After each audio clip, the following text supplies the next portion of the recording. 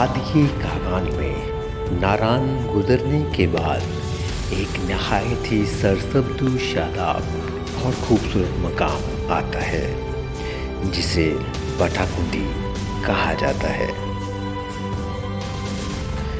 वादी कागान में कोहामालिया का पहाड़ी सिलसिला है। यहाँ बेशुमार आबशारें और झरने इस वादी की खूबसूरती को चार चांद लगा देते हैं। हम भी इस वादी के ऊंचे मकामात से मुलाकात करने के लिए लाहौर से रवाना हुए और नारान पहुंचे। रात नारान में गुजारी।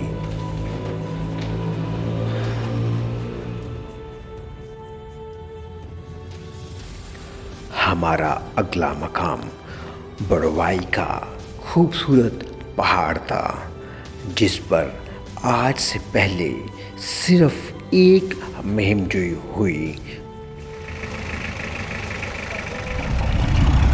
ये जो रोड है ना, उधर से ऊपर वो जाता है, उधर वो जो सैफुल मलोक पर यहीं से ऊपर जाती है। ये रोड जाएगा ना। एक्साइटमेंट कैसी है? एक्साइटमेंट तो बहुत ज़्यादा ना। रास्ते के सारे ग्लेशियर ख़त्म हो गए या ग्लेशियर मिलेंगे? आगे एक नीले वाला मिलेगा, वो भी थोड़ा सा। इस पहाड़ जो है ना सामने, इसके ऊपर लाला जा रहा है।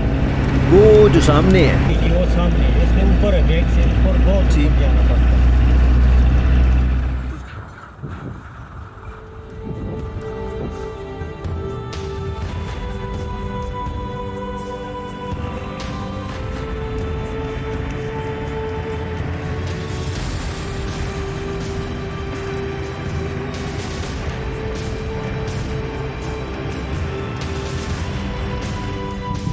हमारे गाइड जो कि हमें ढूंढते हुए यहाँ तक पहुँच गए हैं, क्योंकि नेटवर्क की बहुत प्रॉब्लम है यहाँ पे, सिग्नल तो आ ही नहीं रहे बिल्कुल भी।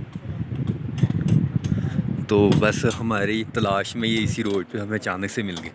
तो बेहतर हो गया अगर ये हमें ना मिलते तो हमने उधर को जाना था और इन्होंने और आगे हमें ढूंढ के जाना था, फिर एक टाइम मतलब वेस्ट होना था। Wise go and help.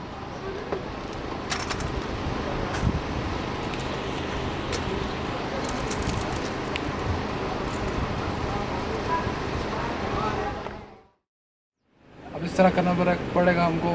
आपका जो सामान है या आपको बेस नंबर के निसफ है, ठीक है, और फूड वगैरह का यहीं से अरेंज कर लेते हैं। ठीक है जनाब, ठीक है।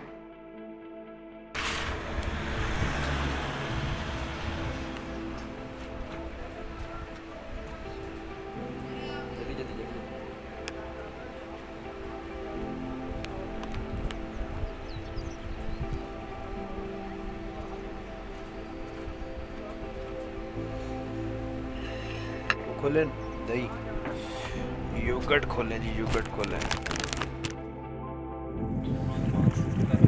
हमने 2200 मीटर की बुलंदी से पहाड़ पर चढ़ना शुरू कर दिया।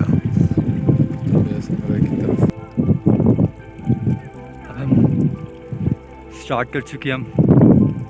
हवा खासी तेज थी। जब सूरज छुप जाता तो ठंड का सा एहसास होता था। कहता डेरा कहाँ है? मैं कहा लाहौर में। घर पूछ रहा था ना।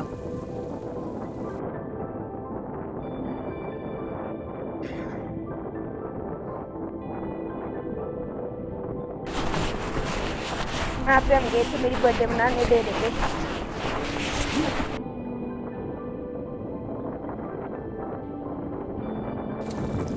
यार निचले ट्रैक से जाना चाहिए था हमें, या बूट गीले हो जाएंगे। गलत आ गए हैं वॉइस। अब इतना नीचे कौन जाए?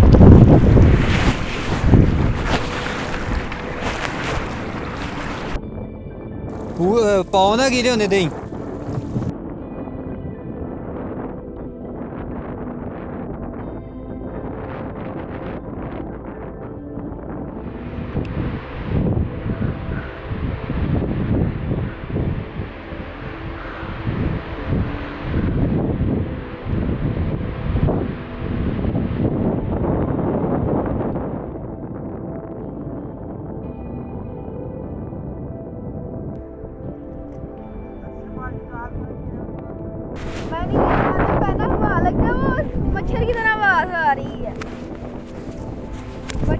सुर हो रहा है कान में। वाइट काम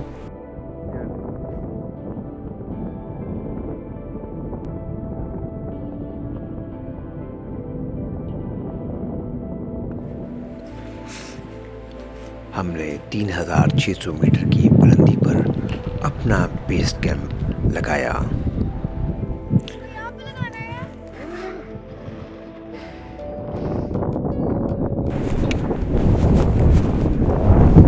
आगे करो उसको।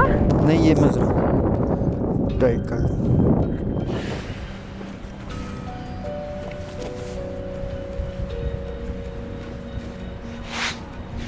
मौसम बहुत खुशगवार था।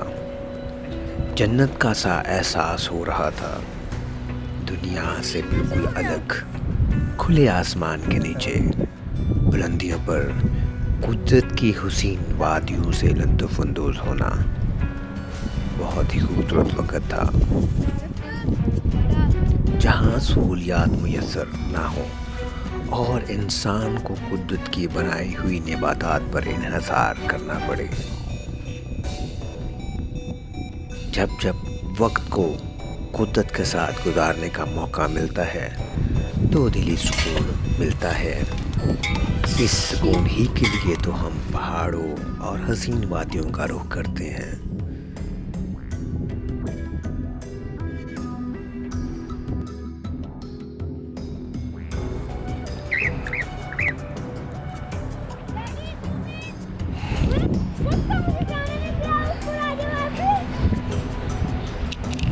दूर पहाड़ों पर अभी भी सूरज की रोशनी नजर आ रही थी। यहाँ शाम जल्दी हो गई। पहाड़ों के दरमियान पानी के चलने का शोर, हवा की सरसराहट एक समोसा बन गया था। जैसे ही शाम हुई, बारिश शुरू हो गई। शाम की बारिश मामूल था, लेकिन जब बारिश रात गए तक होती रही तो ये मेरे लिए एक सवालिया निशान बन गई। बारिश में या ताज़ा बारिश के बाद कोपमाई करना ख़तरनाक हो सकता है। लैंडस्लाइड का खदशा होता है। अभी स्लिपरी होगी। नहीं, झरनों से पानी की मिकदार ज़्यादा हो जाती है, जिसके बायस नालों को अबूर करना और भी मुश्किल हो जाता है। भाई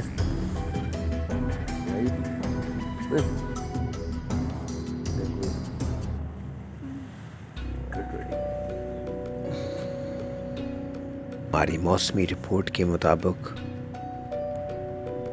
ये बादल मामूल के बादल थे, लेकिन रात भर की बारिश और रिपोर्ट को देखने से लग रहा था कि मौसम कुछ दिन ऐसे ही ख़राब रहने का इम्कान है।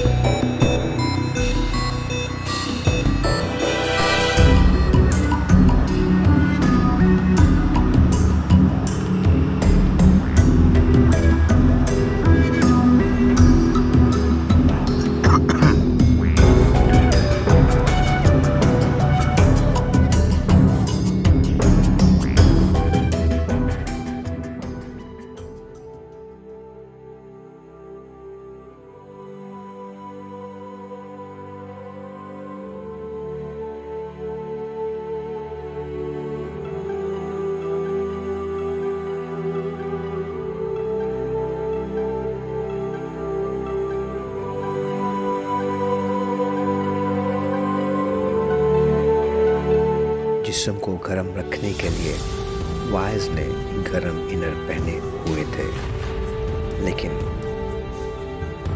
उनकी वजह से वाइज के जिस्म के मसाम बंद हो रहे थे और ऑक्सीजन उन मसामों से जिस्म में दाखिल नहीं हो रही थी और उसको चलने में दुश्वारी हो रही थी। लिहाजा इनर उतारने का फैसला करते हुए उसके गर्म इनर उतार दिए।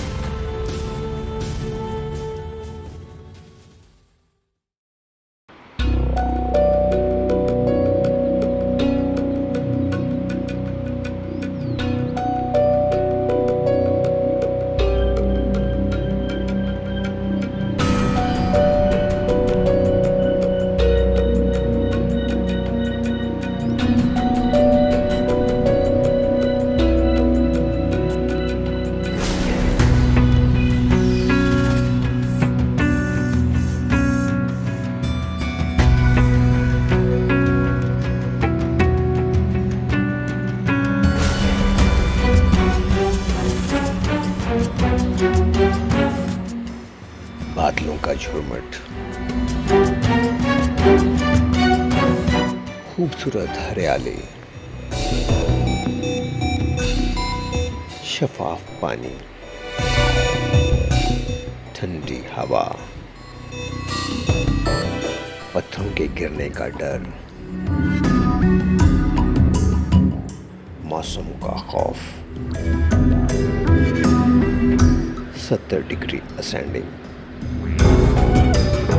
और अपना गोल, सब कुछ एक साथ चल रहा था।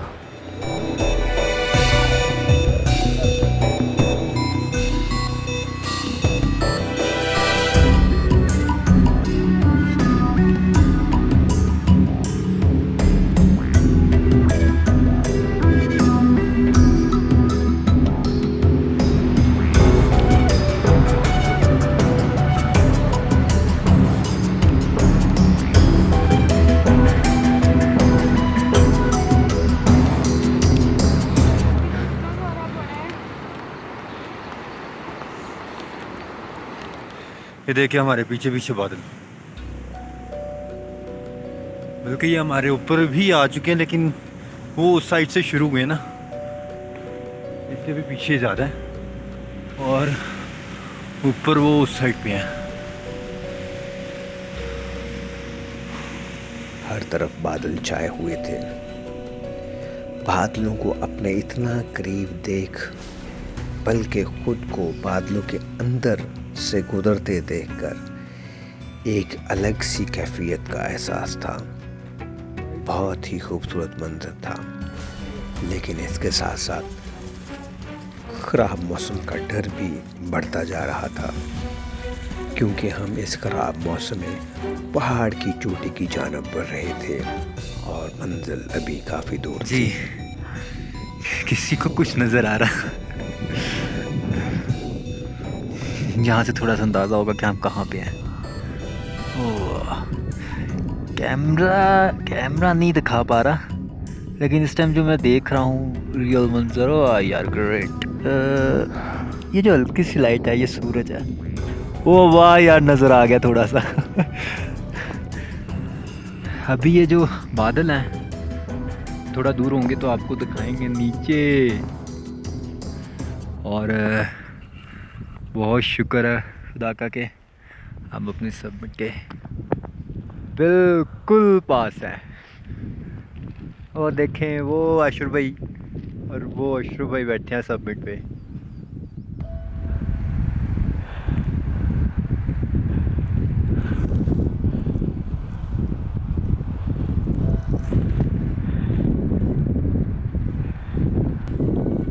पाकिस्तान जिंदाबाद।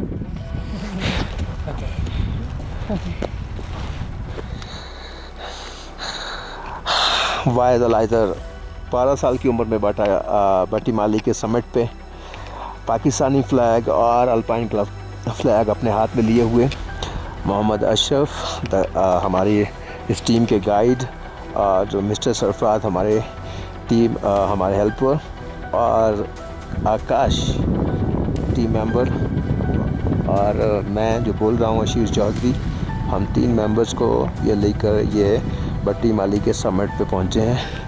और ये जूम करके this is tiger peak which is having altitude of 4600 metres.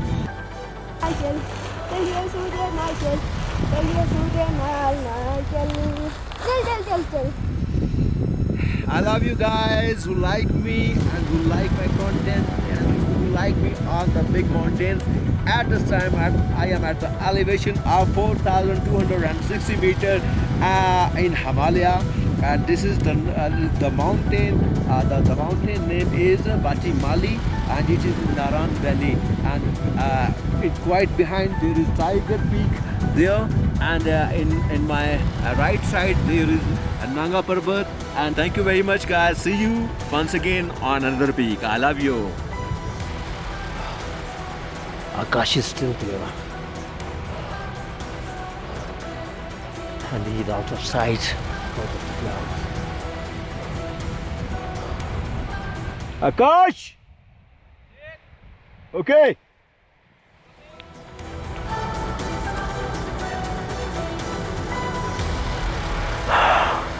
Well done, well done.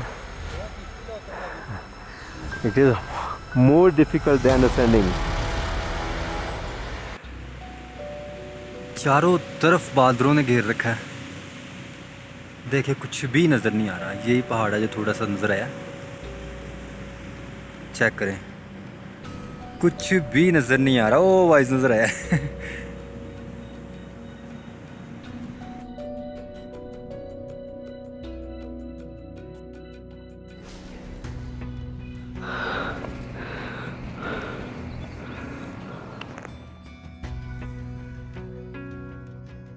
Descending with guide. All Himalaya or Deva.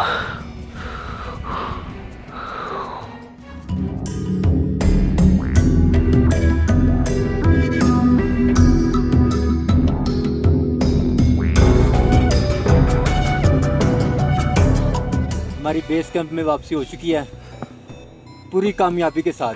Thank God. तो हम सबमिट करके आए हैं भाटी माली 4,260 metre above from sea level. ये बहुत अच्छी कामयाबी है। Thank God.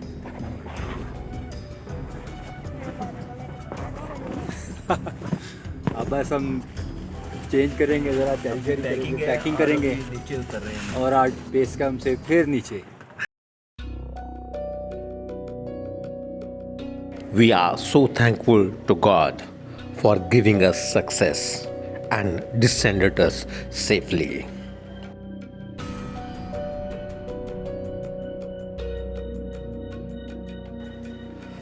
I am so thankful to Alpine Club of Pakistan, who are always with us in our expeditions. हम सर पे बिगड़े हुए नवाब हैं, हम तो खुली किताब है, हड्डी भी हमारा और एक बाप है। हम पागल नहीं है भैया, हमारा दिमाग खराब है।